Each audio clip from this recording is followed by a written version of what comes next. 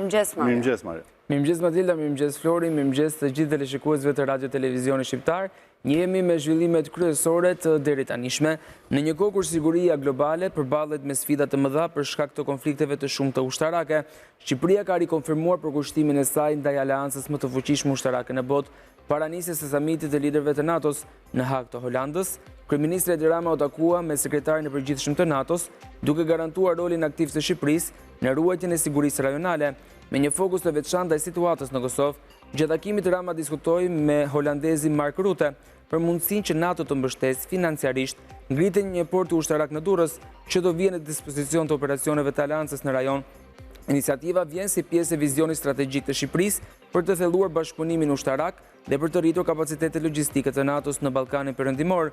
Kryeministri nënvizoi gjithashtu nevojën që NATO të qëndrojë angazhuar dhe e kujdesshme ndaj zhvillimeve në rajon, duke theksuar se Shqipëria është e gatshme të forcojë kontributin e saj si në nivel operacional, ashtu edhe strategjik.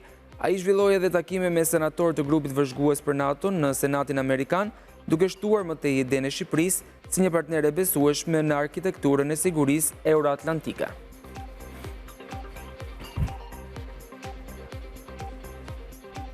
Ndërsa vijon procesi i rinumërimit të votave për Bashkinë Tirana Pallatin e Sportit Faria Hoti, antari i Komisionit të Ankimimeve dhe Sanksioneve, Kori Bele, ka sqaruar për mediat rolin e këtij institucioni në proces.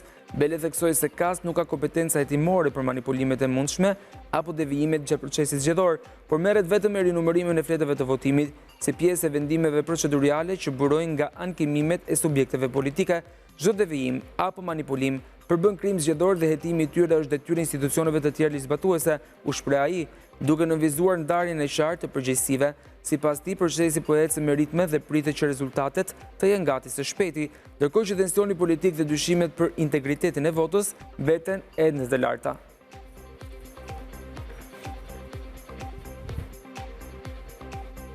Kryetari i Partisë Demokratike Sali Berisha ka publikuar fakte të reja që sipas tij provojnë manipulimin e zgjedhjeve të 11 majit, duke cilësuar procesin si një farsë të organizuar dhe të kontrolluar nga pushteti.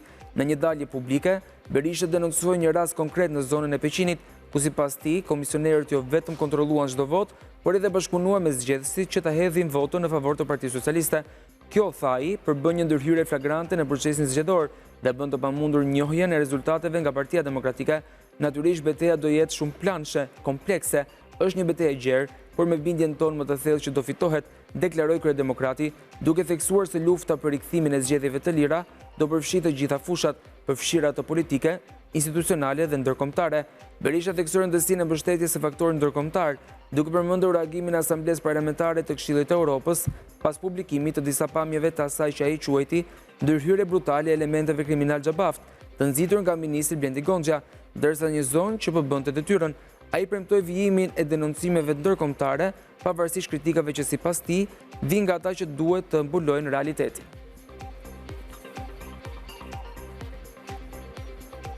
Ministria e Mbrojtjes ka bërë të ditur se 2 vatra zjarri mbeten ende aktive në territorin e vendit, ndërsa 5 të tjera janë vënë në kontroll edhe janë shuar. Vatrat problematike ndodhen pranë fshatit Kudhës në Vlorë dhe në fshatin Kolsh të Kuksit. Në zonën e Vulmos, zjarri ishte izoluar fillimisht, por era dhe temperaturat e larta e kanë favorizuar përhapjen e flakëve në një sipërfaqe me terren të vështirë, duke bërë ndërhyrje më të ndërlikuar. Në operacionin për shurjen e zjarrit janë angazhuar forcat e mbrojtjes nga zjarri dhe shërbimi pyjor, të cilët po punojnë me mjete rrethanore dhe pompa shpine. Sipas autoriteteve, nuk ka rrezik për zonat e banuara, ndërkohë në fshatin Kolsh, njësia administrative Mamës, zjarri ka përfshirë një vend grumbullim mbetjesh urbane.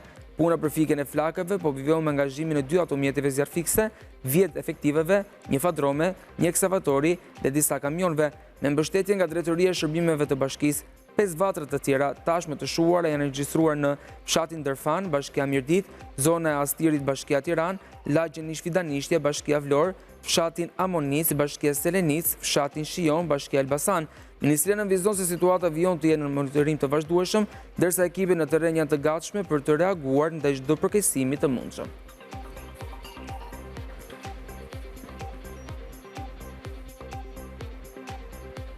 Kryeministri në detyrë i Kosovës Albin Kurti ka vënë theksin mbi një paradoks të thellë në krizën politike që po kalon vendi.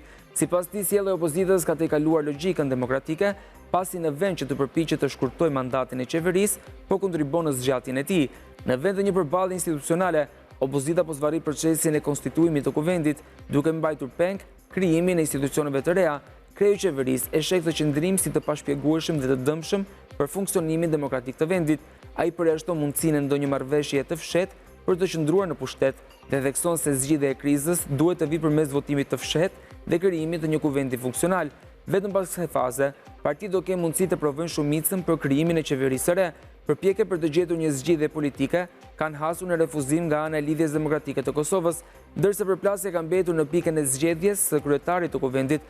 Refuzimi i kandidaturës Albulen Haxhiut nga opozita ka çuar në 36 dështime për konstituimin e legjislaturës së re.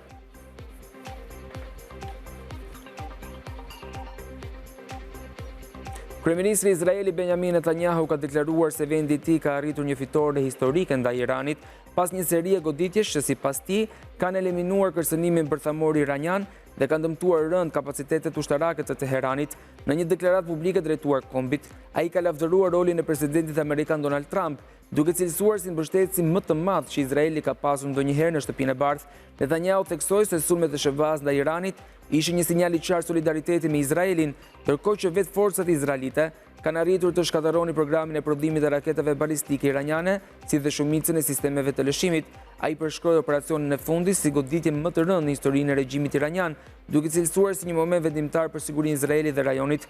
Netanyahu ushtoi se regjimi iranian ka marrë një goditje dërmuese, e cila do ketë pasojë të gjata. Pas përshkallëzimit të tensioneve dhe shkëmbimit të goditjeve, të dy vendet kanë rënë dakord për një armpushim, i cili është aktualisht në fuqi. Kjo marrëveshje është arritur pas ndërhyrjes së drejtpërdrejtë dhe të ashpër të presidentit Trump, i cili më herët kritikoi si Izraelin, ashtu edhe Iranin për shkeljen e kushteve të armpushimit dhe kërkoi rivendosjen e menjëhershme të qetësisë. Situata mbetet e brish, megjithëse tensionet kanë rënë përkohësisht në ndikimin e presionit diplomatik amerikan. Vëmendja ndërkombëtare tani është përqendruar në monitorimin e respektimit të armpushimit dhe në shmangjen e një përshkallëzimi të ri.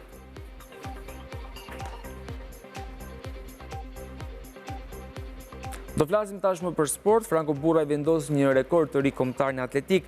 Sportisti i ekipit kombëtar ka shkëlqyer në garën e 400 metrave në kampionatin Europian Ekipor Liga 3, që po zhvillohet në Sloveni.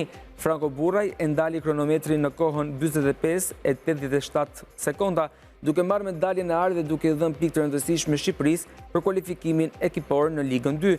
Benfica ka bërë surprizën në ndeshjen e fundit në grupin C, ndërkohë është ky lajmi tjetër. Teksa ka fituar 1-0 me Bayernin e Muniut, një gol në minutën e 13 që ndroi në fuqi deri në fundin e takimit. Një gol po ashtu duke i dhënë kështu mundësi shansin Benficës që të marrë vendin e parë në grup, ndërsa mbetet jashtë Boca Juniors që nuk arriti asnjë fitore në këtë fazë. Kualifikimin e siguroi edhe Chelsea pasi mundi 3-0 Esperance të Tunizisë dhe kualifikohej së bashku me Flamengo.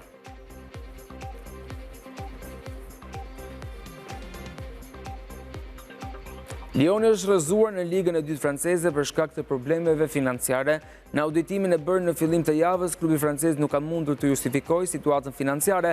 Në fund të muajit nëntor, Lioni kishte një borxh financiar prej 505.1 milion euro. Klubi ka të drejtë apeloj vendimin, që i paraprin një vendimi të marrësh në muajin nëntor, kur struktura kombëtare e drejtimit dhe menaxhimit kishte kërkuar rrëzimin e ligën e dytë në rast se nuk do përmirësohej situata financiare. Futbollisti me origjinë shqiptare që luan për Zvicrën, Ardon Jashari, është në orbitën e Milanit. Futbollisti 23 vjeçar është pjesë e klubit Bruges të Belgjik, shqesi zëvendësuesi Reinders, që pak ditë më parë firmosi për Manchester City. Klubi belg e vlerëson me fushorin me vlerën e 40 milion eurove, por që për momentin duket një çmim i paarritshëm për Milanin. Ardon Jashari shihet si një prej fenomenëve të reja në kampionatin belg dhe së fundmi është bërë pjesë e ekipit përfaqësues të Zvicrës. Jashari është lindër në Zvicër nga prindër shqiptar nga Maqedonia e Veriut.